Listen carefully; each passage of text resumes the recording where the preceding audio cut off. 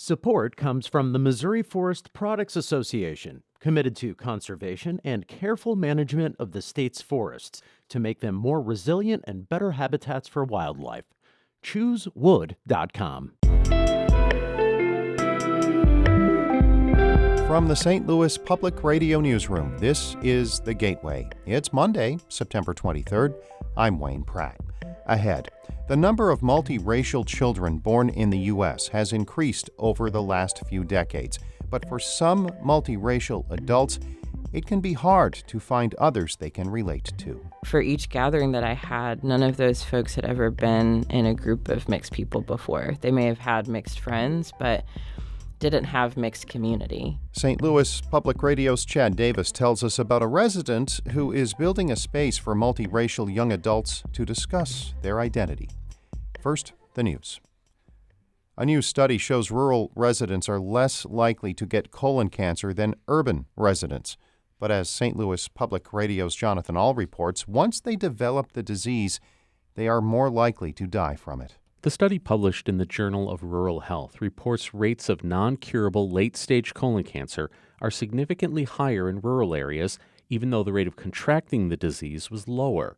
That doesn't surprise Dr. Hope Tinker, a primary care physician in the small central Missouri town of Fayette.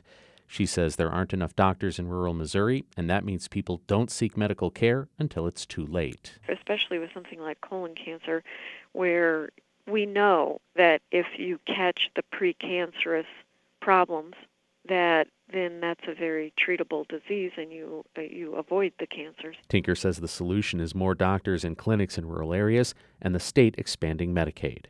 Reporting from Rolla, I'm Jonathan Ahl, St. Louis Public Radio. Illinois farmers are facing an uncertain harvest as they close on this year's growing season. The state's Department of Agriculture Director John Sullivan says it's hard to know what's in the fields. What that crop, how that crop's going to turn out is absolutely a huge question mark. The days that we have right now are what we need. We need heat, we need sunshine. This crop has, especially that late planted crop, has a lot of maturing to do. And if we can keep this kind of weather, that crop is going to do well. Last week's federal crop condition report shows only 40% of Illinois corn and soybeans are rated good or excellent. The U.S. Department of Agriculture says last year at this time, that description applied to 75% of Illinois corn and soy. St. Louis Jewish leaders are taking steps to better understand immigration policies. Some spent time recently at the Arizona-Mexico border to observe conditions at migrant and asylum seeker shelters. St. Louis Public Radio's Andrea Henderson spoke with the director of the Jewish Community Relations Council about her experience at the border. Before Rory Pickernese made it to the border, she said she was nervous about what she would encounter during her visit. However, when she spoke to the Mexican Consulate General in Nogales, Arizona, her perception about immigration and the relationship between Mexico and the United States changed. Pickernese said the migrants she spoke with said they know there are negative narratives about them, but they want people to know they're just trying to build a better life for themselves. The people that we saw want to come into the country legally and are trying to navigate through the process, and it's so difficult.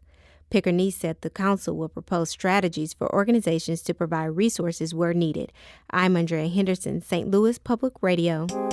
Putting together the Gateway every weekday morning takes resources. Professional-grade recording equipment, reporters working with editors, focusing on things like accuracy and clarity.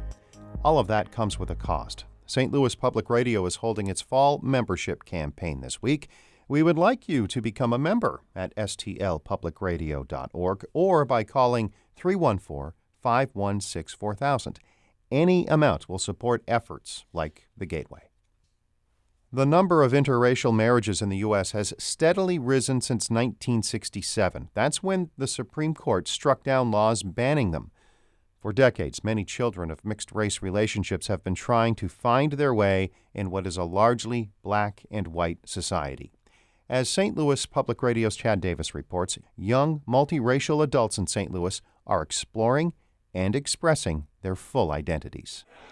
Inside Rye's Coffee House on a Monday night in September, Allison Thompson greets a crowd of young adults. There's a lot of really cool people in here and in the city, that are doing really amazing things. And I just want to build representation and like understanding of who we are, what our experiences are like, and how similar and like varied they are.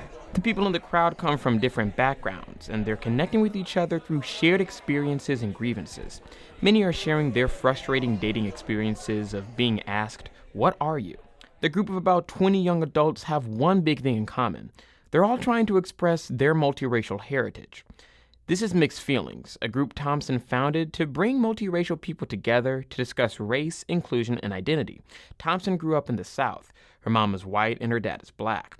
When she moved to St. Louis in 2016, she started meeting other multiracial people with similar challenges. For each gathering that I had, none of those folks had ever been in a group of mixed people before. They may have had mixed friends, but didn't have mixed community. So I just really saw this as like a really huge opportunity to facilitate community. For centuries in the U.S., people with a black parent and a white parent were considered black, in part because of the nation's racist history. Often they only found acceptance in the black community. Thompson says people of other mixed backgrounds also can find it hard to explain that they want to be their full selves. A lot of people experience that within like the communities they're in or their own families. But their voices are starting to be heard. The Supreme Court's ruling in 1967 that anti-miscegenation laws are unconstitutional helped change the nation. As more people of different racial and ethnic backgrounds had children, the number of multiracial individuals grew. Along with immigrants, they've helped usher in the era of a multiracial society that's beyond black and white. According to the 2010 census, nearly 40% of interracial marriages were between whites and Hispanics, and about 14% of marriages were between whites and Asians. The complexities of interracial relationships caught the attention of C.A. Davis and Lex Ward. Their upcoming Chicago-based podcast, A Lot of Thought, will be about multiracial identity. Davis says the podcast will focus on the similarities and differences between multiracial experiences. It's not a monolith. It's not monolithic of an experience. My being mixed, specifically black, Italian, Filipino, is going to be different from someone who's Japanese, Anglo-Saxon, or any combination of anything. It's going to be different. While there have long been multiracial people, what's changing is how people are expressing their diverse identities and childhood experiences. Lex Ward has black, Italian, and Portuguese heritage. She says people in interracial relationships need to discuss the nation's complex racial history with their children so they understand the society they live in. I think being a parent is the most important job any human being can have. And if you're not teaching a human that you are raising to be a part of this world what the world was before them, I think that's a hindrance on how we can transform the world into a better place. In the Mixed Feelings group, Thompson wants participants to share their experiences of being multiracial however they please. Those could be through storytelling events, open mics, and art projects. That concept of creative expression attracted Fox Smith. Her mother is Korean and her father is white. It's really cool to see what kind of projects are going on surrounding identity and the multiracial experience. Like as far as, portraiture projects and podcasting and stuff like that. And it's just really cool to see that this is becoming a part of the conversation. The Mixed Feelings group will meet every month in St. Louis. I'm Chad Davis, St. Louis Public Radio.